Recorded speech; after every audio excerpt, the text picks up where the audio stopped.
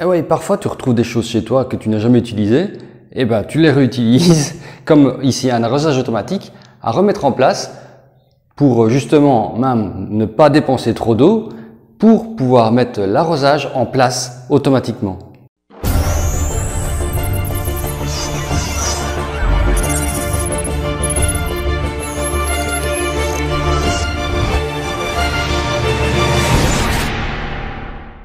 Du matériel Gardena d'arrosage automatique qui a à peu près 20 ans, c'est ce que je vais reprendre maintenant pour faire un arrosage automatique pour des arbres fruitiers. Comme tu vois, il y a des trucs qui n'ont même jamais été déballés, quoi. Tout point de départ se fait effectivement sur un nouveau robinet. Ici, celui-ci, il a été remplacé. Il ne faut pas prendre un vieux robinet pour être sûr justement qu'il n'y ait pas de fuite dessus. Et alors, il faut remplacer, pour commencer, le raccord en métal et le remplacer par un en plastique comme ça, comme tu connais partout, pour brancher comme un tuyau d'arrosage.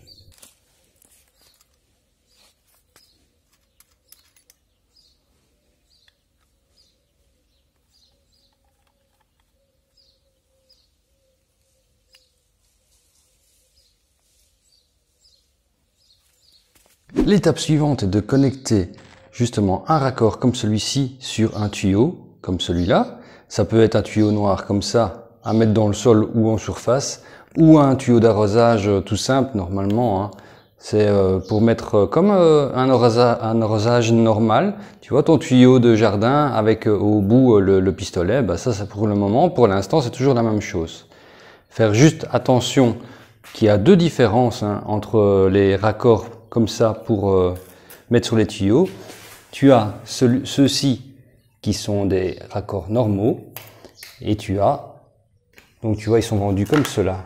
Et c'est bien inscrit, attends, je te le mets ici, là, tu vois, c'est écrit connecteur raccord rapide. Et alors, si tu prends celui-là, tu vois, la couleur est différente. Ici, celui-là, il est gris, ceux-là, ils sont un peu noirs, gris foncé. C'est bien inscrit water stop. Donc, en français, oui, raccord aquastop. C'est-à-dire que si celui-là, tu le mets au bout d'un tuyau, l'eau va couler. Si tu le mets là, comme celui-là par exemple, au bout du tuyau, il va couler. Si tu mets celui-ci au bout du tuyau, l'eau ne va pas couler. Ça, c'est une différence lorsque tu les achètes, de faire bien attention entre ces deux différences-là.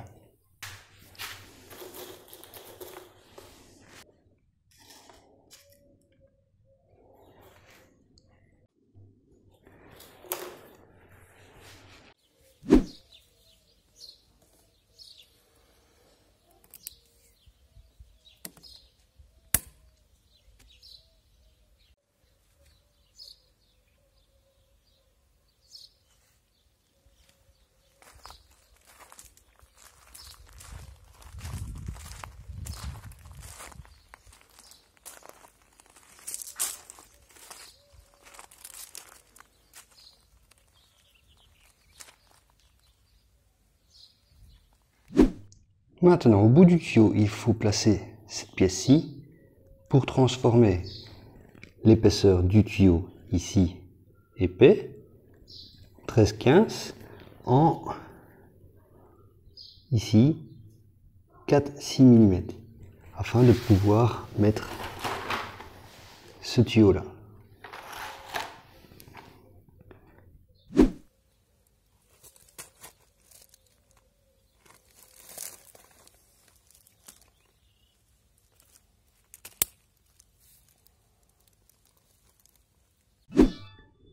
Et maintenant, entre chaque plante, en fait, je choisis de mettre celui-ci, donc qui va couper et qui va jeter un jet et qui est réglable entre 0 et 20 litres à l'heure.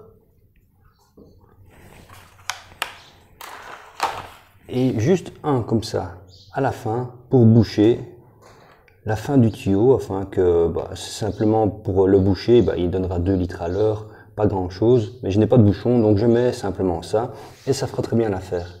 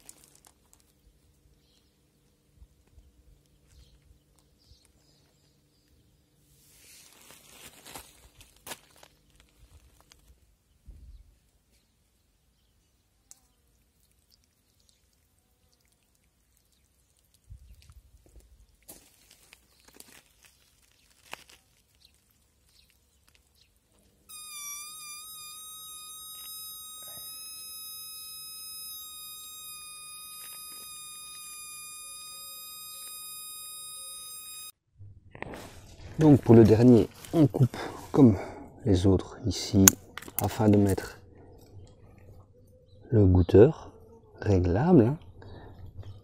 Tout simplement en le mettant, et alors tu vois ici il est bloqué avec la partie en métal. Ensuite on remet bien sûr l'autre côté. Voilà.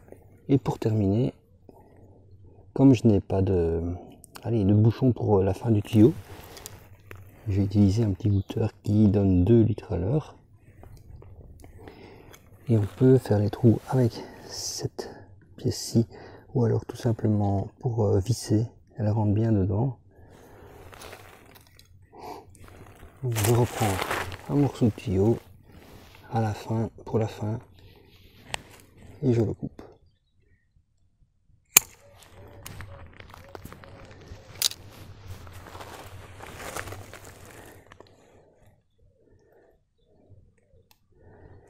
Pour le mettre, je fais comme ça.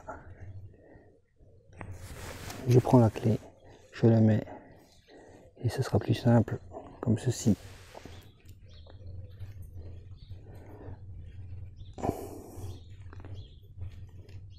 Voilà. Là tu vois qu'il est bien mis. Avec la clé c'est facile. Et ensuite je le recale comme ça. Tout simplement.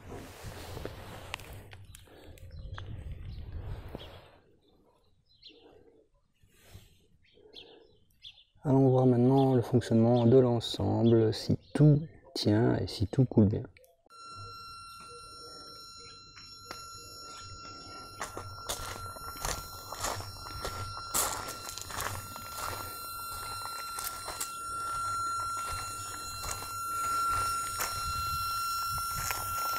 Petit test maintenant pour voir si tous les goûteurs goûtent bien. Le premier impeccable, le deuxième impeccable, le troisième impeccable, le quatrième fonctionne bien aussi, le cinquième également. Et alors le dernier qui est un petit peu plus loin, lui donne trop d'eau avec le morceau ici, donc lui donne beaucoup d'eau, hein. Donc je vais retirer, je vais mettre simplement celui-ci et retirer celui-là. Il existe également des fixations pour le petit tuyau, donc comme tu vois sur l'image, voilà. Ici c'est pour fixer, hein, le tuyau avec ça, comme ça, tout simplement. Je vais te montrer ce que ça donne en réel sur le système d'arrosage. Là, comme ça, comme tu vois ici, il est enfoncé dans la terre et il tient le tuyau et honnêtement ça tient pas mal. Et comme programmateur, je vais utiliser celui-ci. Bon, c'est un vieux modèle, hein, c'est pas ça, mais ça fonctionne toujours. J'ai remis une pile dedans maintenant et tu vois bien que il fonctionne. Je sais pas si tu vois bien, mais ouais, tu vois l'écran, l'heure. Et donc c'est le Gardena C1030+. Donc on sait choisir les jours, tu vois, de lundi à dimanche. Ici il met qu'on est lundi, mais il va fonctionner, je l'ai programmé pour qu'il fonctionne tous les jours. Là c'est l'heure, et là la programmation est sur on. On peut choisir qu'il arrose toutes les 8 heures, les 12 heures, 24 heures, tous les 2 jours, les 3 jours ou une fois par semaine. Et si on appuie ici manuellement, on sait par exemple le mettre en route pendant 30 minutes manuellement. Donc celui-ci est programmé pour fonctionner tous les jours à 2 heures du matin pendant 16 minutes.